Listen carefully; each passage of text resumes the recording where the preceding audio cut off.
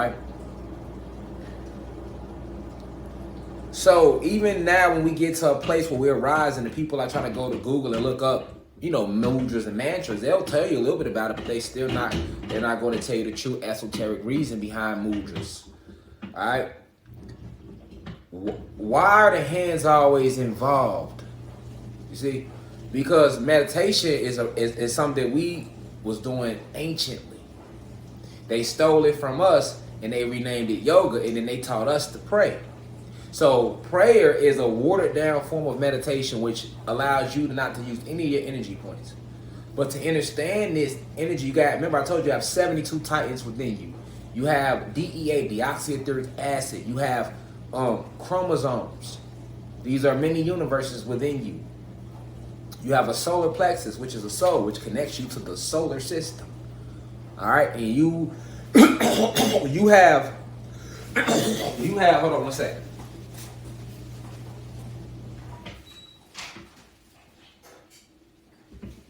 You are able to affect not only the physical realm through meditation, but also the cosmic realms through meditation. Okay? So this is the reason why they taught us to pray. In prayer, you're doing what? It's just like meditating. Instead of sitting on your perineum or your root chakra, right? You see the posture that one of our ancestors right here, one of the Orishas, he's sitting in. He's in a meditative posture, right? But in prayer, you don't sit on your perineum or your root chakra or your asshole, right? You come and sit on your knees, which is you got eyes on your knees. If you ever seen my old lecture I did on the 9 different eyes, 1, 2, third eyes 3, 4, 5, one in each hand. Knees make 6, 7. The bottom of your feet is 8 and 9. Okay, I gave this lecture almost 2 years ago on YouTube. So they make you sit on the knees that's on your eyes. You get on your knees, and then your hands, they make you bring them all together like this. So they close off all your energetic points like this, because these are to be open. This is a meditative state right here too, to have your palms just wide open. This is a neutral meditative posture for beginners. To sit there with your hands open like this, because your each finger is connected to a part of nature. These are called phalanges scientifically, all right? But they call them phalanges because they connect to different parts of nature. Your fingers, okay? Even your hands, right? You got the M in your hand because we are master masons, but this is also part of our galactic codes. You got the spiral in your head, which is a part of the galactic formations that keep you etched to your creations that you created. Your heart is shaped just like the roots of trees, right? If you look at your heart and the veins, they look just like tree roots. This is all by design, not by accident. So let's talk about these phalanges. What do they represent? Okay. Index finger. Guess what this is? Water. And they go in the order that we created the planet in. So your index finger represents water. This connects you to water. Okay? This finger gives you authority over the water. All water. And all of the aquatic beings that exist in the waters. And all of the spirits that exist in the water. Your second one. And it goes in the order of creation. Fire. Your middle finger gives you authority over all of the fire realms, as well as the beings that guard the fire realms and all fire. I told you, when you look at an ember, most people only see the fire. But if you look closely at the ember, you can see that it's beings that live within the ember of the flame. All right, so your middle finger does that. Your ring finger, this connects you to and gives you authority over all of the earth or planet Ka, the soil, the forest spirits, all right, the jungle spirits, all right, and all of your elemental beings, because they all exist in the forest, your fairies, your gnomes, your trolls, all right? These are all part of your elemental beings. This is what the ring finger is for. And last but not least, your pinky finger gives you domain over the air. Okay? And all the beings that exist in the air and all the spiritual forces that exist within the air. Alright? And then the thumb This is why it sits off from these 4. This is for the plasma realms. Okay? So when you look at 5, it connects you right back to that Merkaba, that 5-point star. All right? Well, that's a 6, right? Because it's up, down, as above, so below. But in magic, I meant to say, correct me, sorry, I apologize for that. In magic, you'll notice there's always a 5-point star being used. And I told you, each point of the star represents nature and the elements. This is how magic is used. This is why when magic is used, they're going to always use candles. Because the candle has all 4 elements in it. It has the fire, the water, the air, and the soil, the earth. You provide the air when you blow the candle out, or you provide the air when you speak into the candle. Okay? So this is the true reason why you have 5 fingers. They'll never tell you this in school. That's why I said pull your notepads out for it to make sense to you. You got to understand what these fingers are for. They're not just there on your body. All right? If you go back and you pay attention to any time a person is using forms of magic, they always using their phalanges. Right? The fingers. But each finger plays a specific role in nature. And the thumb is plasma energy. Okay, why is that important? Because once you understand that, then you'll understand where mudras come from. That's why your mudras come from. You see?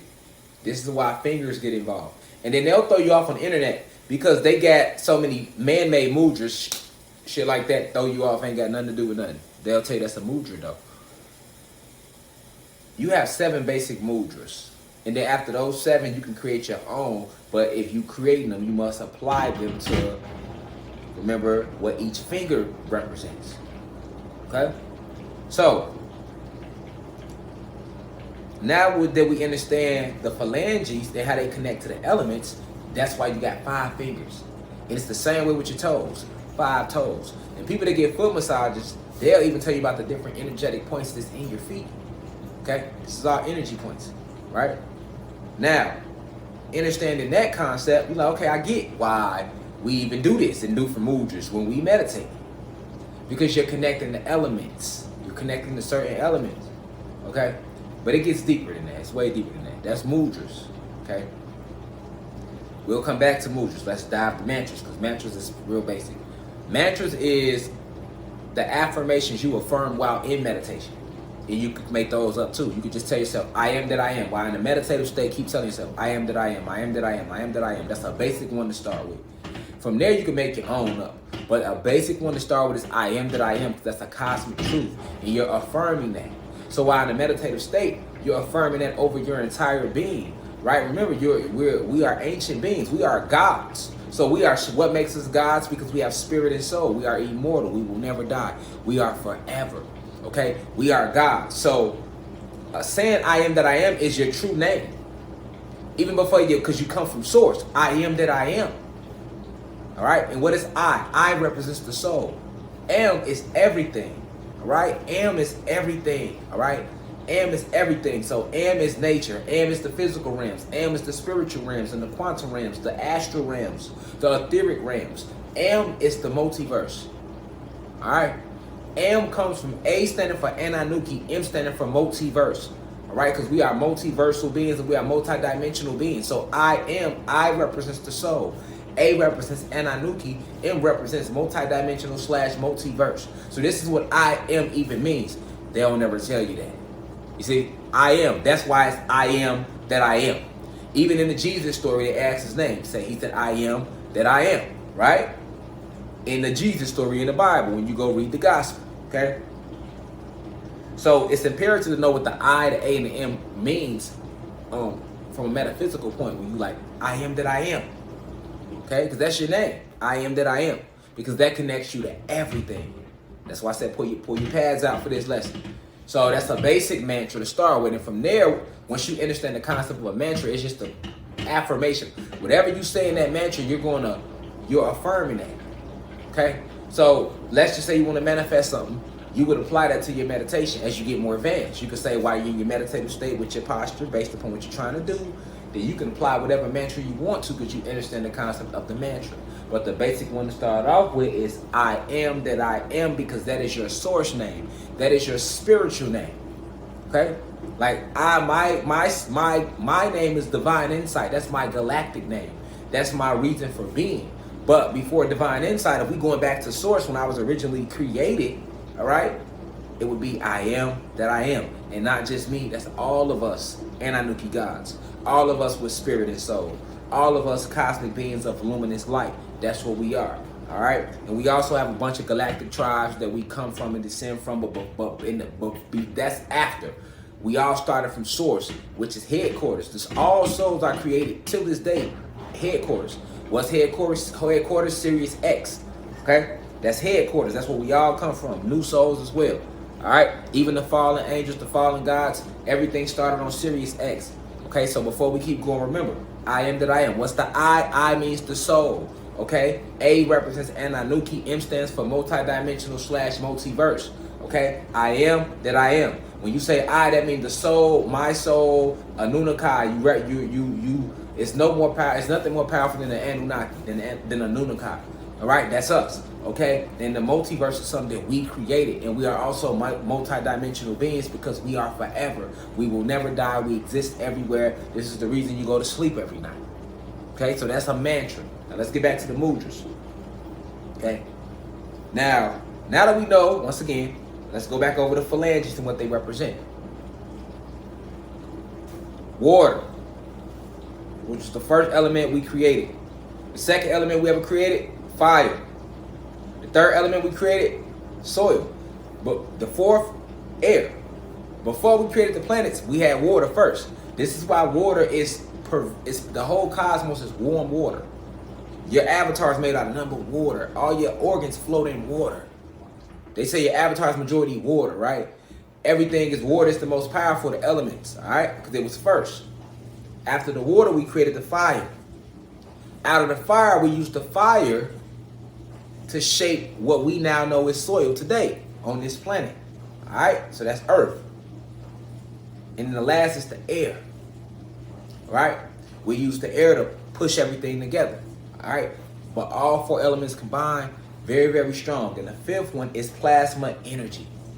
Okay, so water, fire, earth, air, plasma energy. Okay, remember that. All right, because when you're doing your mudras, that's you basing your mudras off what elements you're trying to connect with. But it gets deeper than that. It connects to your chakras. Okay, so this is why each chakra has its own personal basic mudra. All right, so let's talk about your chakras. You have 7, okay? But that's just on the physical level.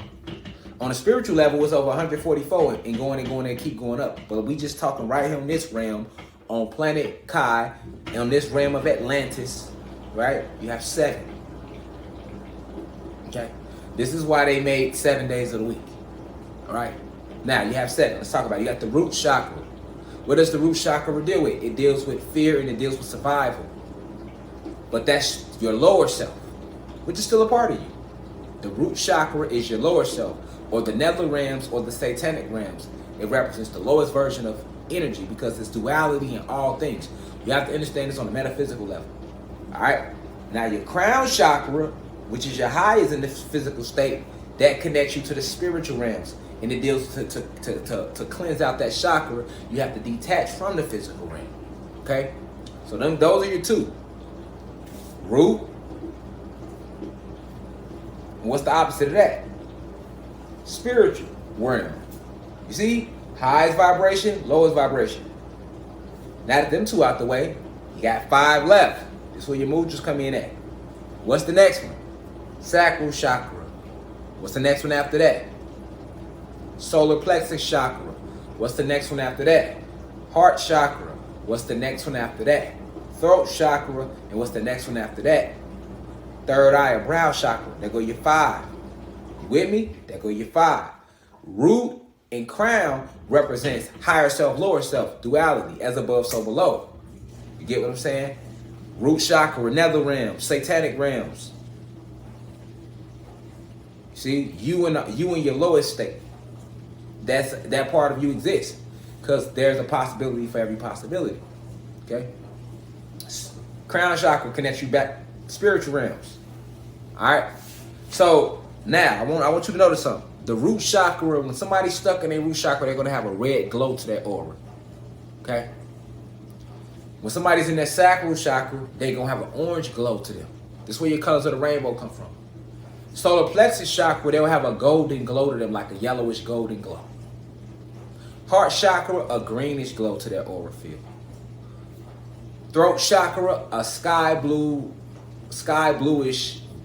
glow to their aura. Third eye chakra, a royal blue glow to their aura. Crown chakra, a violet glow to their aura. All right, but let's get deeper because it connects to the elements. Let's move them 2 out the way, root and crown. You stuck with 5. You got 5 phalanges. That's why the mudras connect. Each chakra connects to an element. Your sacral chakra connects you and it gives you domain over fire. This is why it's orange, just like the ember of the flame on fire. See it? It's orange right there. The bottom is blue. The blue flame is the warmest part of the flame though. The orange part is the ember, but this is why the sacral chakra is orange. It has an orange glow to it. If you look it up, they're going to show an orange color by your sacral chakra, right? This is because it connects to fire. Your sacral chakra is linked to fire. Okay? And if you was to tap into that chakra, through that chakra in meditation and focusing on that chakra, you would be able to control the fire. Tighten your relationship with fire. Okay? This is how powerful we are. They'll never tell you this in school or on Google. Now, what's the next chakra up? Solar plexus chakra. It has a golden glow, right? It deals with willpower. What does your solar plexus chakra, what element does it has domain over? Your soul, literally. But let's go deeper. Plasma energy. Okay? Plasma energy. All right? Now, let's go up to the next chakra. The next chakra is what? Your heart chakra. What does it deal with? Divine cosmic love. What does it give you domain over? If you want to work with the spirits of the soil of planet Kai and feel her and cause earthquakes, for example, say you want to cause earthquakes, right? You would have to cleanse out your heart chakra and tap into that because that connects you directly to the soil and nature. This is why it's green. It deals directly with nature. All right? It gives you dominion over that. This is why for each chakra has its own mudras too. We're going to talk about that. Now let's go up to the next one. After the heart is what? The throat chakra. What color is your glow when it's throat chakra energy? Sky bluish. Guess what element that deals with? Water. Well, actually, I said that wrong. That's your brow chakra deals with the water. Your throat chakra is sky blue because it deals with air. Which is when you speak, what are you speaking? Air. Communication. Right?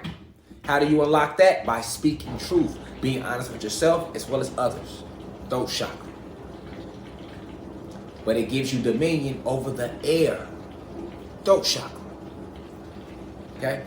Because when you're speaking, that's air. You're dealing with air. Okay? The element. The next one is your brow chakra, your third eye. That one gives you dominion over the water. It deals with intuition. And it deals with creativity. As well as emotion. Empathy. Okay? This is what each chakra is aligned with. Okay?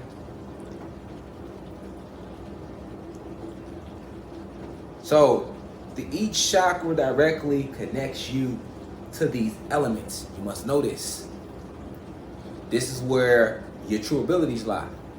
This is why meditation is key and going within. Now, that's just from a magical point of view. That's just to deal with yourself. You want to cleanse each chakra out, though. The root, the sacral, the solar plexus, the heart chakra, the throat chakra, the brow, the third eye chakra, as well as the crown chakra. You have to cleanse each one out for you to even use it, right? So this is why when you meditate, you want to take yourself through a 7-week program. 7-week program. First 2 weeks will be dealing with your higher self and your lower self. Donate your first week to your root chakra. Every day, you just in the root chakra mudra for a week. You know, time not real, but for a week. Their week. Their man-made week. Second week, you want to work on your higher self, your crown chakra, cleansing that out, right? Accepting that everything around you that you love, you're going to one day have to detach from. It's just all part of the illusion of experiencing this realm. But you have life. Remember, I am that I am. You're multiversal. You are the multiverse. You are a multidimensional being. I am that I am. So you have lifetimes. You have a life here, but you have lives on every planet. You have lives and bodies, avatars on every dimension, every universe, every galaxy. You exist. Okay? So you'll spend the first 2 weeks doing that. Third week, now you start cleansing out your sacral chakra. Fourth week, start cleansing out your solar plexus chakra. Fifth week, start cleansing out your heart chakra. That donate the whole week to that. Sixth week, donate that whole week to your throat chakra. Seventh week, donate that to your third eye chakra. Now, how do you do that? That's where your mudras come in at, right? Okay, so you have, this is the basic one, but people will do this. Now, when you're working on your root chakra, you sit like a ruler sitting. You hold you just like that, but you point them down. They still together. And what's this, y'all? Water, plasma energy. So you're connecting the water, you're tapping into the water and the plasma energy to cleanse out that root chakra. You're using water and plasma energy to cleanse out that root chakra, because that's what it requires. You see what I'm saying? These are, this connects you to the elements. Now, you go to your sacral chakra. You putting your whole, so you putting water, fire, earth, air, plasma energy. You putting all of them together, and you touching the plasma energy, and you holding it close to you. That cleanses out your sacral chakra. Get what I'm saying? Solar plexus. You taking them same four, but you pointing. You're locking them. That's solar plexus. And you hold it right by your soul. Hands together. Notice, but you pointing. Your thumb's not up. They like this. Why? That's the plasma energy. You use the plasma energy to channel all four. Water, fire, earth, air, to cleanse out your solar plexus. You get what I'm saying? You want to do this. You got to cleanse them out. You will spend that whole week, every time you go into meditative state, if it's sacral chakra, if it's root chakra week, every meditation needs to be like that. If it's cleansing the sacral chakra that week, every meditation needs to be like this. And when you're in a meditative state, keep telling yourself, I am that I am. Understanding what I am even means. And also understanding what each finger means and its connections. You're connected to everything around you. You are everything and everything is you. Remember, I am everything and everything is me. See what I'm saying? If it's solar plexus week, you're strengthening your willpower. You got to cleanse out your soul for that though. You like this all week in every meditation. If it's heart chakra week, back like this. But instead of pointing them down, you point them up.